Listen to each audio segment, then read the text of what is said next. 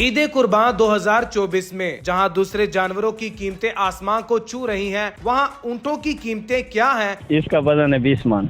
कीमत है लला, बहुत महंगाई है, क्या करूं। मेरी चुम्मी ले चुम्मी ले रहा हूँ। नहीं आस पास नहीं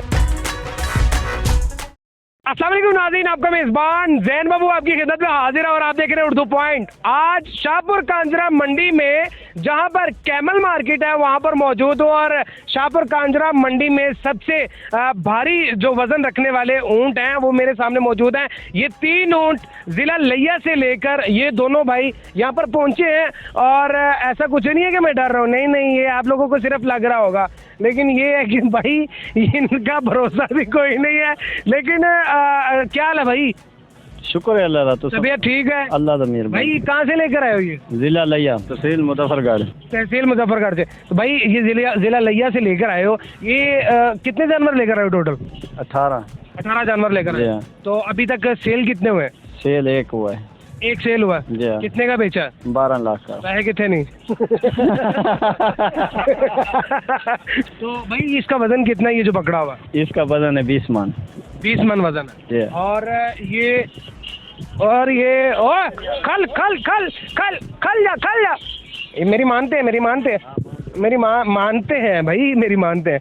अच्छा वी माने का वजन है ते भाई इसकी कीमत कितनी है? 15 लाख। 15 लाख रुपए। 15 लाख का इकट्ठा देखिए ही वो अल्लाह वाले से देख इकट्ठा देख सारे दूचा भी छे बस। अच्छा नहीं ते भरा मेरे है 15 लाख रुपए कीमत हुंदी है।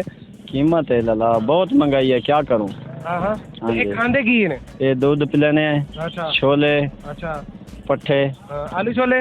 नहीं चने छोले। अच्छा, चने छोले। मैं कहा आलू छोले, शायद वो आलू छोले गिरा रे विशाले वाले ओ वाले। हाँ हुए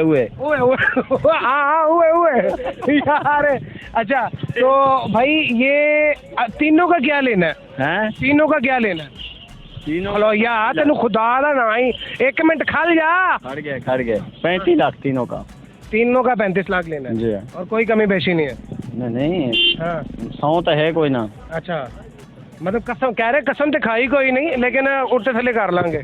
हाँ जी यार। अच्छा तो यार ये बताओ ओ खलोया, हेलो ओ कुछ नहीं कह रहे, तू डरी जा रहे हैं यार। भाई मेरे भिरा मेरे तो सब पाले हुए मैं को पाले थोड़ी मैनू इथों बाढ़ के अगला किसी नु कुछ नहीं कहते। अच्छा हाँ जी पक्की गल है? पक्की गल है। मेरी चुम्मी ले रहा हूँ। नहीं इस पासों ले। नहीं उस साइड तो ले। बस ठीक है, चुम्मी ले सही तरह ले ना। इथों ले इथों। नहीं इथों नहीं लेनी। क्यों इथों क्यों नहीं लेनी? कुछ नहीं कहते, बहुत शरीफ है यार। मैं लवा दी चुम्मी? हाँ ले ला। उस्ताद यार। अच्छा बिरा मेरे ए तेरे नहीं भी ये दिन भैया अपना मेरा है तक भैया 3 लाख रुपए तो घट नहीं बेचने? बेच ले सो पक्की कसम तो कोई नहीं। कसम कोई नहीं। अच्छा ते हुन पिछले साल ते माशाल्लाह कस्टमर भी सी, गाहक भी बतेरा सी, ते गाहक दी के सूरत हाल है? अब कम है अगे नालों कोई घट है भाई जी, अगे नालों घट है। हाँ अगे नालों घट है। ते पढ़े लिखे ऊंट ने? हाँ जी पढ़े लिखे। जी आंदी इन्हां नु? हाँ जी आंदी है। अच्छा इन्हां नु हाउ आर यू कहिए ते को की कहंदे हैं? इन्हां नु कहिए हाउ आर यू ते को की कहंदे हैं? बस वो सानू समझ आंदी, आम बंदे को नहीं आंदी। अच्छा इन्हां दी इंग्लिश होर है? इन्हां दी होर है।